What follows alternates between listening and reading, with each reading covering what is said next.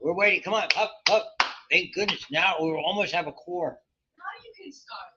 We were waiting for anybody. We said we knew you were here. Oh, yeah. We knew Aiden wasn't. We knew you guys I saw this morning. Is there anyone else?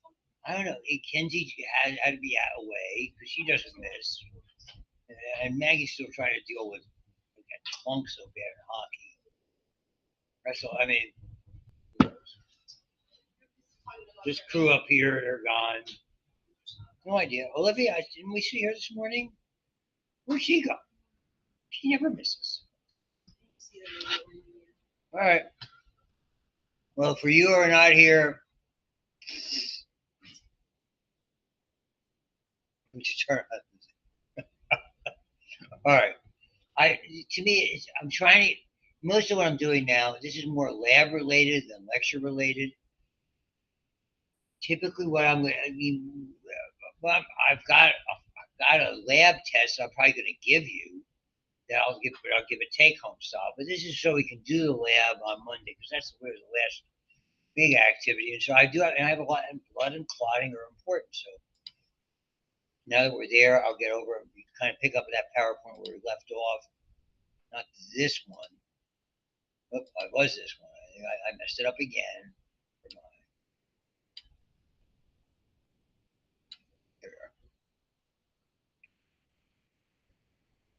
And we remember we started talking about this a little bit in lab, and now I'm going to pick it up kind of where we left off here. There's a certain amount of physiology. In the lab, we're going to be doing a couple of things. In the first part, and I'll go over it when I have a handout for the lab and everything else. But nevertheless, here, red cells. What we have the most of in the lab are red cells. They're a wonderfully interesting cell that's designed specifically to carry oxygen. That's its job. Make no other mistake about it. They're small, much smaller, not much, but it's smaller than white blood cells. It's not that they contribute, they are about oxygen transport. We call them a formed element. They're not a cell. They're a cell that has matured into a thing to carry oxygen. Basically, an entity is designed to carry oxygen, hold on to it, and release it appropriately. It's a biconcave disc, and that's all about surface area. And effectively, it doesn't have any organelles. It sheds the organelles. Sometimes there'll be a trace or so of organelles. I'll cover that in a little bit too. So as it finally sheds its nucleus. Once it sheds its nucleus and the rest of the organelles effectively, then it becomes functional. And what's it about? It's carrying hemoglobin. So the hemoglobin is designed to carry oxygen. They're even bigger, some capillaries, so they have a remarkable ability to be flexible and change shape. That's so unique. And really what we're doing now for people who have clotting problems, in the sense that they clot too easily, and for people who are worried about getting clots that might cause a stroke or a heart attack, the agents we use are less designed to block things in the clotting cascade and really increase the ability for these red cells to be flexible enough to get through without clogging things up. You kind of get the idea I'm talking about.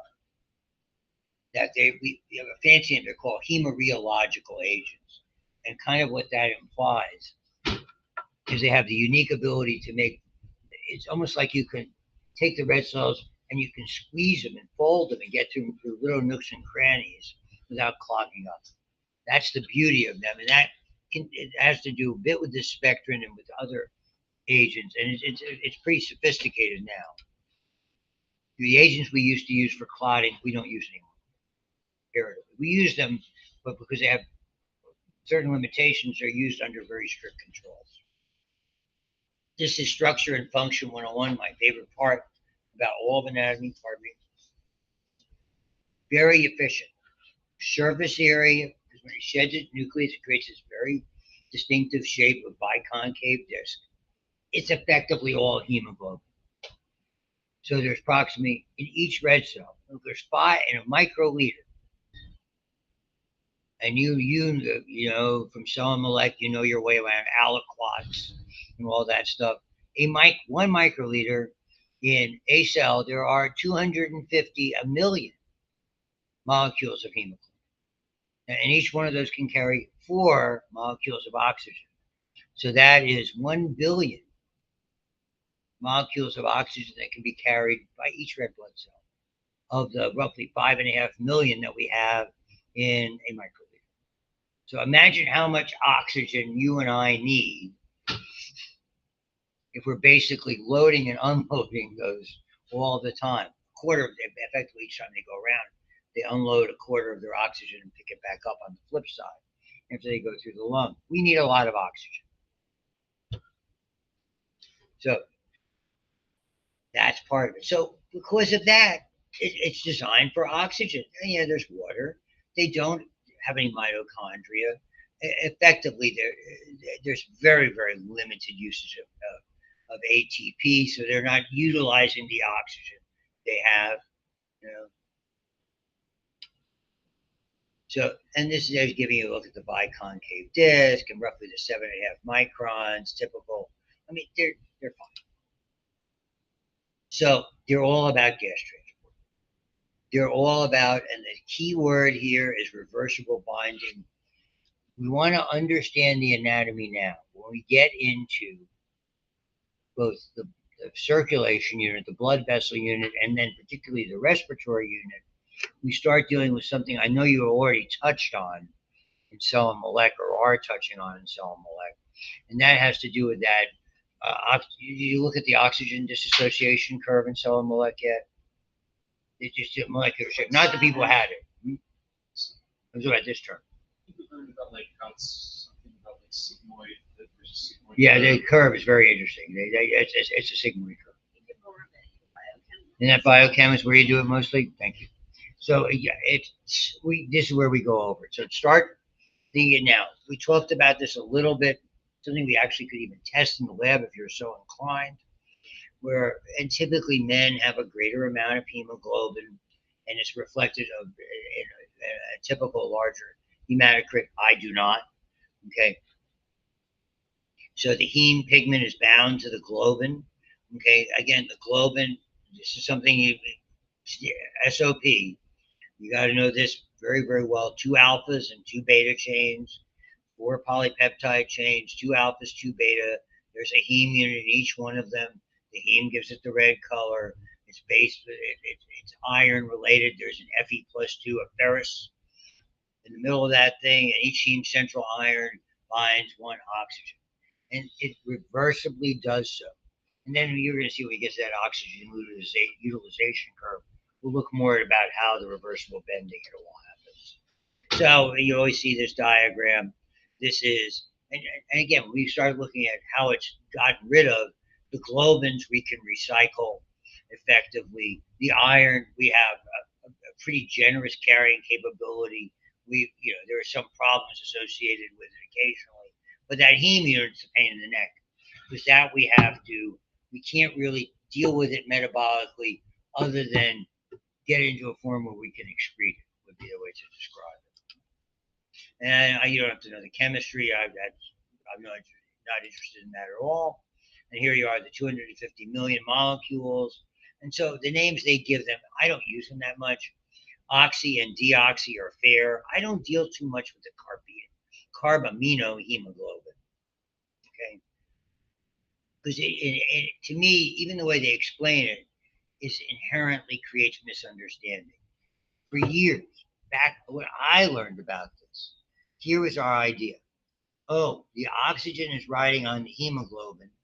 And when the oxygen rides on the iron, when the oxygen gets off, the carbon dioxide comes back on.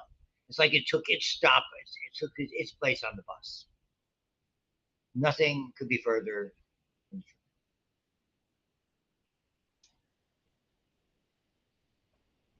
true. A very, very limited portion of the carbon dioxide actually does not ride on the heme, it rides on the globin portion. It is able to adhere to that. 70% of the carbon dioxide dissolves in the plasma of your bloodstream and creates the wonderful carbonic acid buffer. Because you have carbonic anhydrase in your bloodstream, water and carbon dioxide mix, they make carbonic acid, and voila, we go over this several times, again in subsequent units, and form that magnificent buffering agent. That's the single most important buffer we have in our bloodstream. Okay, protein's a buffer, calcium's a buffer, the albumin can act as a buffer, but carbonic acid, I must write the thing. You want me to write it again? H2 plus CO2. I feel good when I do this, so I'll do it. Makes you feel like I'm doing something. The crazies have said in water and carbon dioxide. Water and are two waste products. What a country. We take the two waste products, we combine them together with an enzyme we have in our bloodstream, and so on the way we're blowing off the carbon dioxide, or on the way we're urinating out the water, we use it to keep our blood buffered to between 7.35 and 7.45. So we can reversibly, in the presence of the enzyme in our blood, put out carbonic anhydrase. And when we get to respiratory, you'll understand the relevance of that, because it's not in the cerebrospinal fluid. That is significant. I see it. It's why the biggest sin, biggest thing that causes us to breathe is accumulation of carbon dioxide, because of its impact in the brain itself, in the cerebrum. I'm not saying a lot. I'm not saying, boy, you knew that, and I didn't. I'm saying it because it's very important physiologically. So they make carbonic acid. Carbonic acid is a great buffer, because what it does, effectively, tiny amount, very small amount, ionizes into proton and bicarbonate. That's the definition of a weak acid. A strong acid, hydrochloric acid, completely ionized. Sulfuric acid, ionizes. Good one. Weak acids, by definition, will give up a proton or not. That's a weak acid. It doesn't care. It's happy to give up a proton. It's happy to keep it.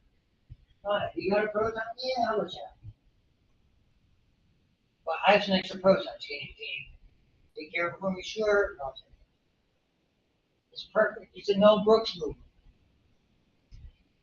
You're like, yeah, I'll take the proton. I'm convinced it's Yiddish. You have a proton here, maybe a proton here. And why not?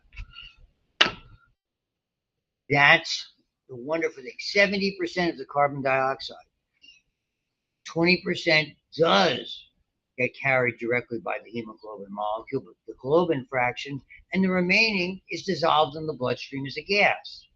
Okay, just like oxygen is. Okay, we have a certain amount to dissolve in the bloodstream. When we get to the lungs, we are able to flip that around.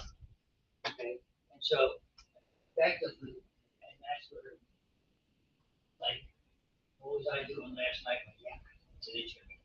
My wife didn't. So it's like, what are you doing? You're blowing up carbon dioxide. You're getting rid of the acidosis. Because you have, doing some vigorous physical activity. You increase your breathing.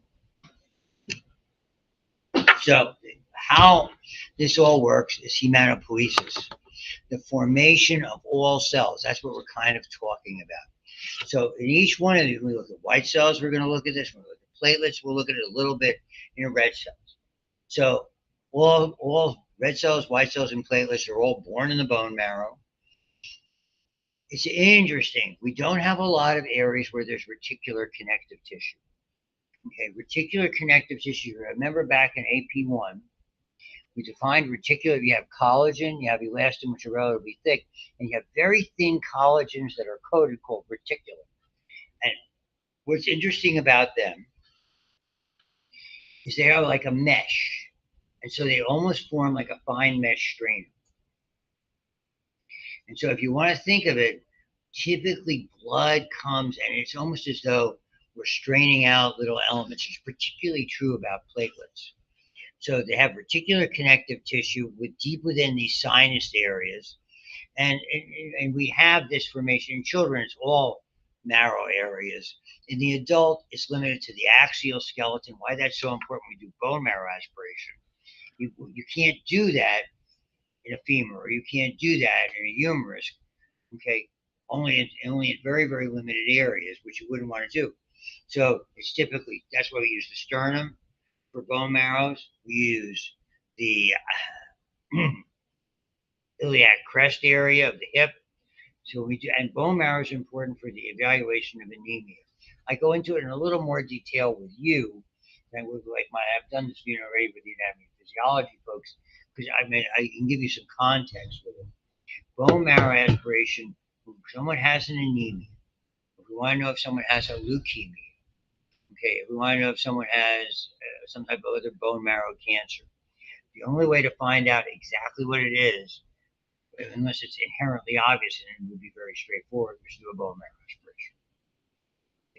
Because in a lot of times we do it to monitor the progress. Unfortunately, a lot of agents we use for chemotherapy and radiation therapy that when we don't have alternative measures damage the bone marrow, and we have may need to do a bone marrow transplantation. So those are access points that we use if we're going to inject bone marrow or remove bone marrow in the process of being someone you're going to transfer bone marrow to. There's a lot to this. So in adults, it's in the axial skeleton. Those are the best access points. The skull, you wouldn't want to be pouring holes in the skull. The girdles, okay, and the hip, again, that's where you're beginning to look at the iliac crest. And the trouble is, you don't want to be boring holes into the proximal epiphyses, meaning that upper portion. You remember back to the bone when you're talking about humerus and femur. Got to be very, very cautious. But so up here and up here. So I mean, you would have the alternative because it's in the femur would not be the shaft of the femur. That's replaced by yellow bone marrow. You might remember because once the bones have reached their adult size, they transform from red to yellow, certainly in the shaft area. So we call them hematopoietic stem cells, fancy name. They give rise to all the formed elements, and depending on a variety of chemical factors, really not part of the discussion at this point in time, we get them to commit to a certain cell line. Okay. So we're looking at red cells for the time being. Formation of red cells takes about 15 days. The lifespan of a red cell, depending on the author, is probably between 90 to 120 days, probably about 100 days on average. That's why the blood bank keeps them for about month and a half, depending on the guidelines of the blood bank, whatever they are. Probably no more than 2 months, because when you take blood out of somebody, what's the how old is each red cell? You have a certain average, and how long you'd be willing to keep them before whatever's left in that blood is probably no longer viable. See what I mean? You wouldn't want to give somebody a transfusion of blood that had lost some of its ability to carry oxygen, let's say. So it's changed, and it goes through this whole list of things. Erythro is for red, so it transforms into a preliminary, and you can go through crazy with all those names. That's medical school stuff. Okay, all these types of things: polychromatic, orthochromatic, the big names. Okay, start right about here. It kind of starts here. The old days, we used to call this orthochromatic erythroblast, so it didn't have a full red appearing color, and the nucleus was going away. And as the nucleus shed, it gives it this, or degrades, it has this concave shape in the organelles. We used to call this a normoblast. You don't have to know this. Normoblast.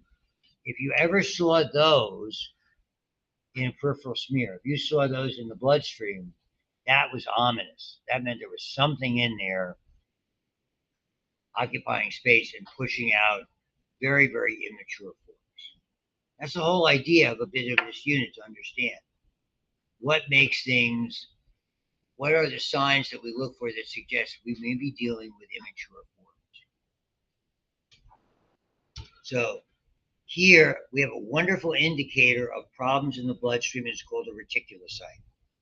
At this point, the nucleus has degraded or been shed. It has the standard shape, but microscopically, and we don't, they have a different signal when we measure these things now, because most of them are done in a laboratory with more sophisticated technologies. They use a variety of counting devices that rely on densities and electrical signals, sophisticated stuff. But these are called reticulocytes. They have a remnant of the endoplasmic reticulum and maybe some trace organelles. The mature erythrocyte, okay, right after this phase, ribosomes degrade, we lose the endoplasmic reticulum, and it becomes a mature RBC. The retic count, is the way we describe it, is typically about 1%. If you look at all the red blood cells, we look for it to be about 1% reticulocytes. If it was very high, that means you're putting out immature forms because they are an immature form. If it is too low, it means things are not getting out of the bloodstream, out of the bone marrow fast enough. So those are little indicators to clinicians about inherent problems in the blood. So this is kind of what it looks like. So here, these are the so-called normal blasts. You'll see them, they're starting to resemble a red cell, but you notice what happened. Rather than getting larger, typically when things mature, they get bigger. Nah, here they get smaller. And that's terribly significant because when we see large blood cells, it's a sign of immaturity. When we see blood cells that do not have enough hemoglobin, it still may be a sign of immaturity. The question is, what is the source of the problem?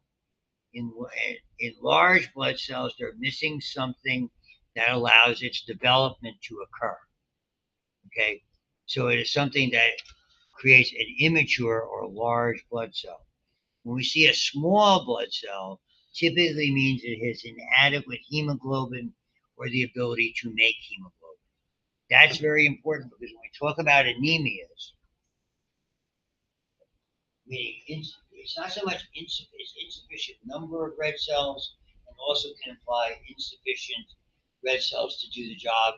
Job one for any red cell, carry oxygen. That's its job. So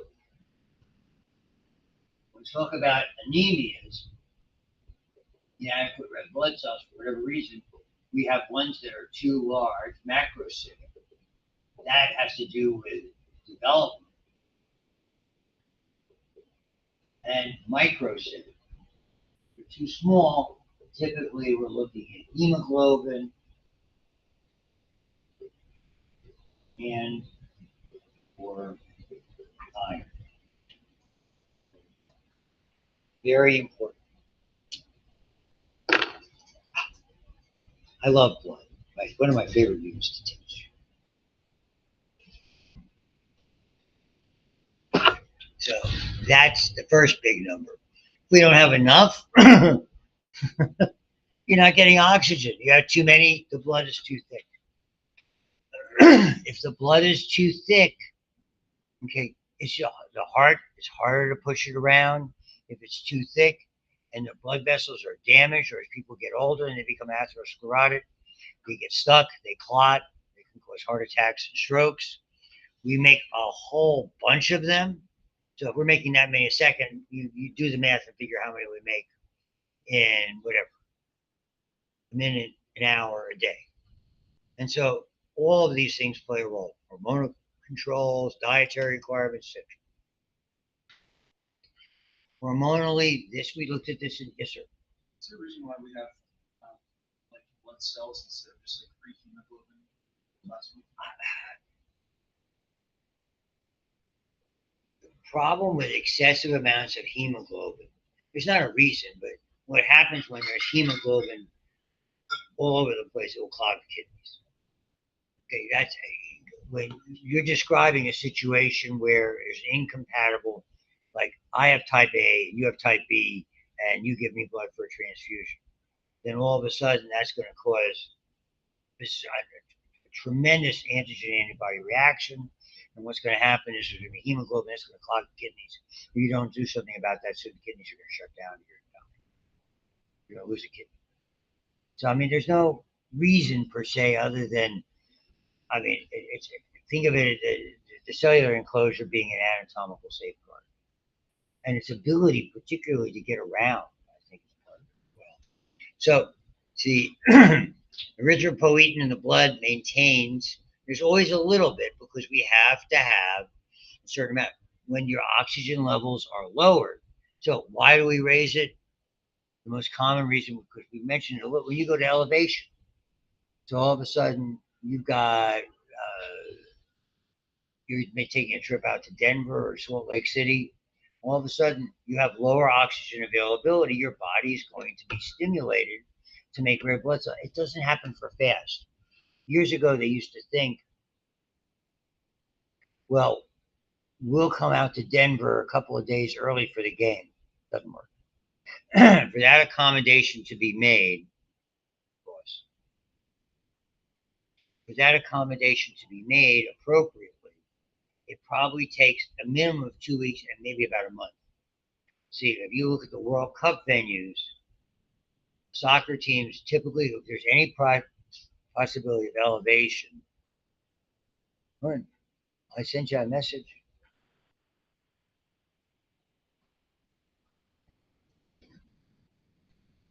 Like my wife.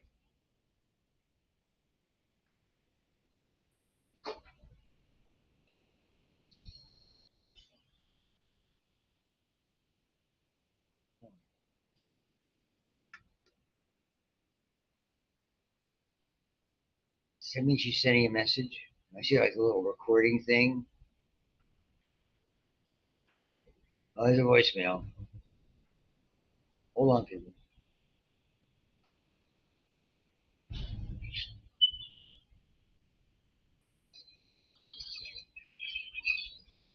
I'm listening.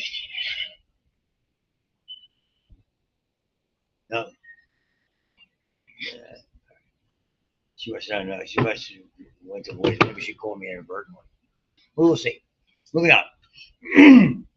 So what happens then is they used to think that it would take just a few days or a week.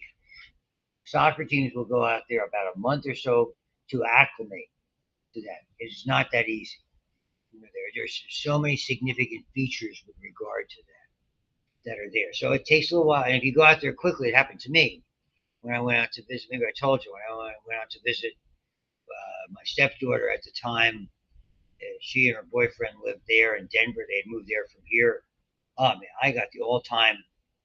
It was really that sudden change. I mean, I had a headache for a day, and then we ended up going higher in elevation. Denver's about the mile high city is about 5,500, 5,600 or so, and we were going to snowshoe, and it's not to ski. We were going in the summer for a getaway because we had a timeshare up there we could use. I mean, it was the COVID summer, May of 20.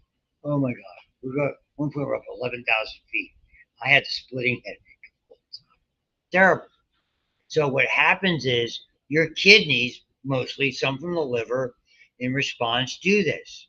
Okay, there's different factors that induce it and trigger it.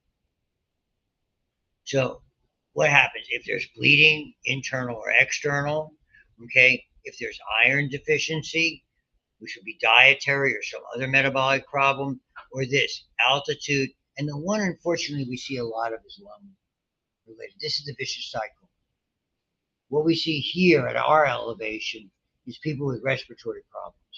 Okay, they can't get the oxygen in. Somebody who smoked, some idiot who smoked for 40 years.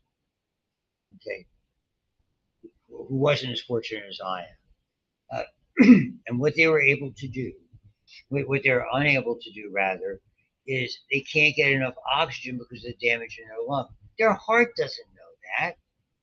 Okay, their heart has an increased amount of demand, so it's going to keep pumping, and all it knows is I'm not getting enough oxygen. So the signals are going to go out to the kidney. The kidney is going to actually cause the bone marrow to make more red blood cells in an effort to compensate for maybe a lack of oxygen in the lungs. Okay, and what's it going to do is make the blood thicker. What's going to happen when the blood's thicker? The heart's going to have to work harder. Okay? And it's not going to make it any more. It's not making it any more efficient at getting oxygen. That's a that's a cycle from hell. It's going to be doomed for someone's heart to fail completely. That's what we see a lot, unfortunately, with folks around here who have chronic emphysema, chronic obstructive disease. So these are part of the problem. So if you have too many, hopefully it would inhibit it, but the trouble is it doesn't because that cycle continues. So we have testosterone enhance it. Why we have the higher red blood count in males. And again, the only place where they produce testosterone-like substances in females is in the limited amount of the adrenal cortex, and menstruation also will impact this as well. So those are the standard numbers we associate with that. And this is the idea of blood doping, artificially doing this for stamina and performance. The worst sport by far, cycling, not even close. Tour de France type, that was the whole Lance Armstrong issue. They were, they could detect erythropoietin that was manufactured, that was genetically manufactured. They couldn't detect their own blood. So what they did in there, they would literally they would transfuse. Basically, they would pull units of their own blood out in their big RV that they used like as their training unit, where they did training, they have treatments and stuff like that. They store the blood, they spin it down so it'd be packed cells, and then after their blood restored, they pack it and they keep doing it. They had a whole cycle down of how much blood you could take, how much you could pack, how much you could siphon off, re-inject it, and so effectively they were building up, okay, their red count. They were inducing an exorbitant, an excessive, okay, hematocrit, an excessive amount, okay. That's why there was an immense, why that whole team was remarkable. And it's funny because he was a world class cycler before, and he survived testicular cancer that had metastasized to his brain. I mean, and so, and I don't know that the need was there, but apparently the obsession was there. It was tragic. I mean, it's self-induced tragic on his part. And so, and then you're much more at risk of sludge, clotting, stroke, heart failure. It's shocking. And when they finally came to the fore, it was really so. This has always been a field with this. That every time we come up with something that should be helpful, people will often find ways to use it so it's not nearly as helpful. So all of these things are important. 65% of iron is found in the hemoglobin, the rest in the liver, spleen, and bone marrow. Iron has to be carried. This is the limitation. We can recycle it, but we have to have different protein-based agents to cycle it with. So it's transported in the blood, bound to this protein, and it can be stored.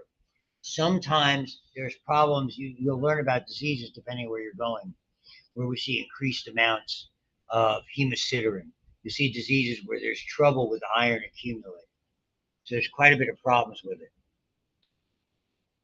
And this is the interesting when we talk about macrocytic or development. Immature blood cells vis-a-vis the ones that we call macrocytic cells are because of these two, and rarely the second, B12, folic acid. Folic acid is something we have to have. B12 is something that some people are missing something in the gut called intrinsic factor. We'll talk about that in digestive, but intrinsic factor is something that some people hereditarily are unable, that can cause from certain gastrointestinal diseases.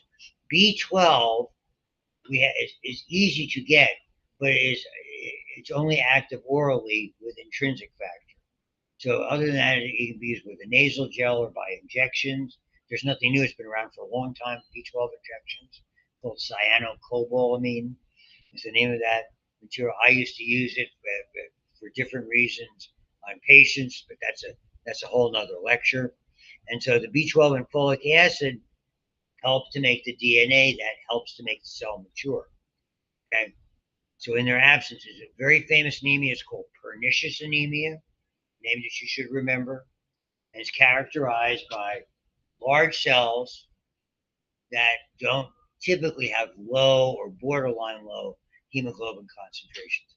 I was diagnosed is the wrong word. I was treated for that because of my stomach surgeries because I had to a degree of macrocytic anemia and borderline low B12 and borderline values for this. And so I probably still have it to a trade, but supplement for the B12 that's there. And then there's other conditions you'll learn about with hemosiderin depositions that are part of it as well. So the lifespan, yeah, 100, 120 days, they're done. They can't grow or divide. What happens? They deteriorate as they become fragile over time. Typically, where they're filtered out and recycled is the spleen. In the absence of the spleen, the liver can take over. The spleen is a non-essential organ. We qualify that as useful but non-essential. So a lot of people end up because of trauma, because of injuries, because of disease, particularly trauma, having a spleen removed.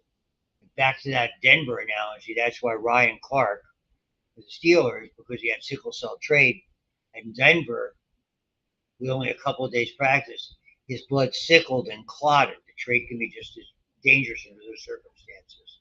Sometimes as the disease itself. He just carried the trait. He was not homozygous recessive. He was only, so he was heterozygous in that case, but that means he had the trait. His spleen clogged and ruptured and had to be removed, and he also had his gallbladder. He could never play at Denver after that. And interestingly enough, that was where the Steelers lost 2 playoff games. And I mean, for games that he would have been normally, would have been able to play. Not that it was necessarily him, but he was Troy Polamalu's part. Nevertheless, that gives you an idea. So I've had many patients who have had to have spleen removed. Another things that cause the spleen to be removed is called blunt trauma to the abdomen. Years ago, when you had a football player, they say, "Oh, he got the wind knocked out of him." They're not so stupid anymore. Okay, you can rupture a spleen like that. So if you're like me and you listen to football talk shows, Phil Simms' son Chris does pro football talk. He does it with Mike Florio here. He's on NBC all the time on Sunday Night Football. He got hit in the abdomen when he was playing quarterback for Tampa. Ruptured spleen. Nearly lost his life because they didn't diagnose it on the side. Nearly. So what happens is these are all separated. The heme is the hard part. We can't reuse it. So it effectively is broken down in what's called bilirubin. Bilirubin imparts color to the urine and to the feces, and it's excreted that way. It comes from the liver, excretes it as bile, and then it travels either to the gastrointestinal or genitourinary system by way of these molecules that are transported.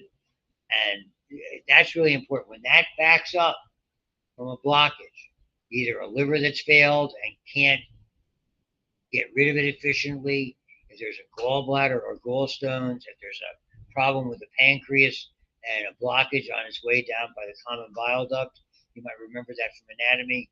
We get backed up, that causes jaundice.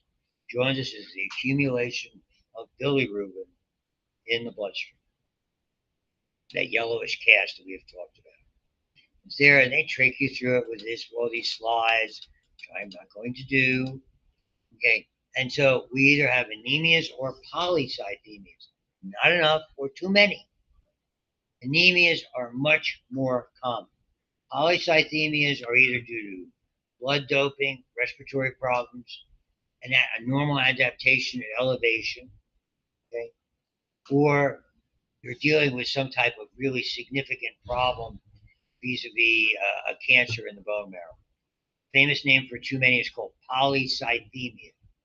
Most of them are secondary to being in elevation or respiratory problems, things I've described. when we call it true polycythemia, known as polycythemia vera, VERA, which comes from the Latin word root for truthful. Like in Spanish, verdad is truth.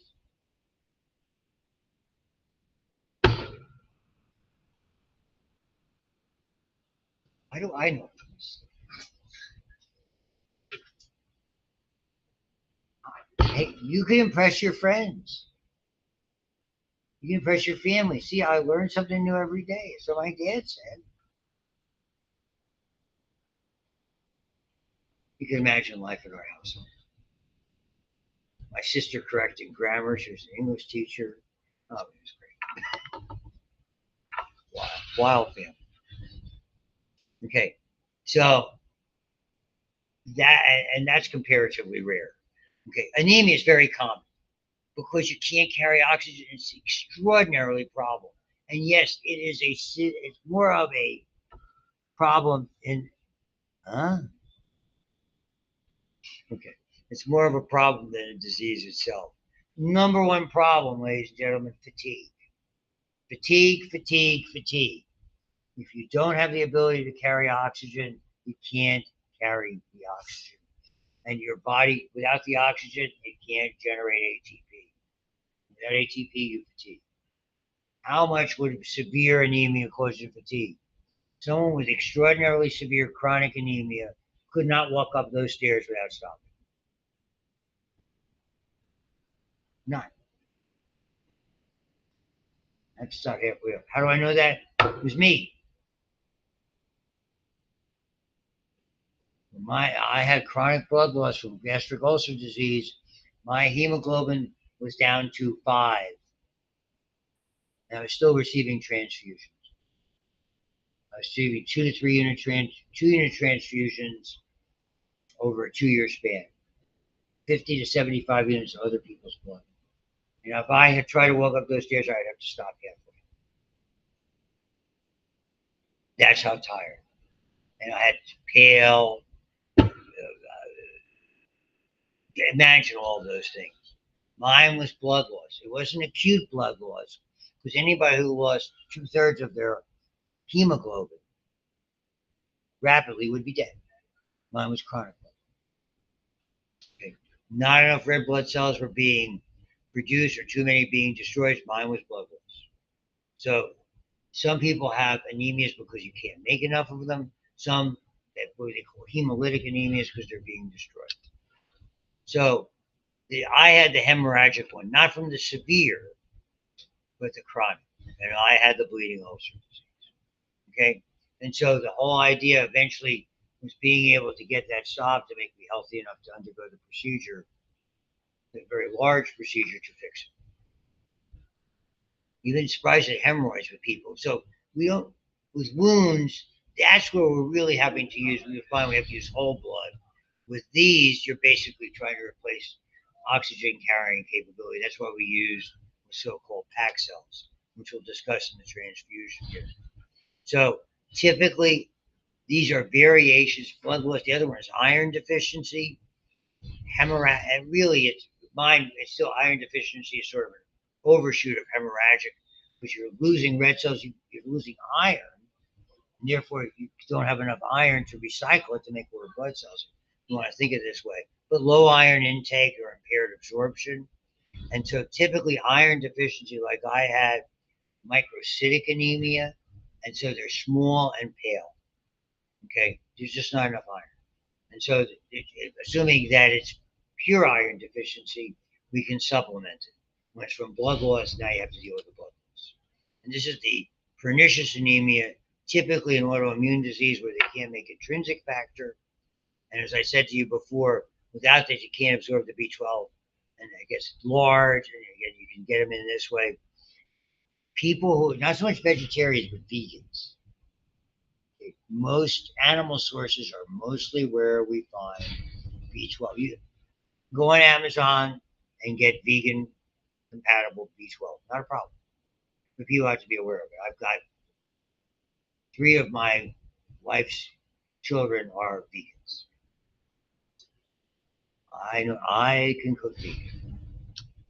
Okay. And then renal, and this is what happens when people have failed kidneys. They don't. They can't make the erythropoietin, and so fortunately we can now make it genetically in the lab. It's called Procrit, and so the synthetic EPO is used. Let's stop it here in the interest of time. Everybody have a see you Monday. Have a great weekend. All that good stuff.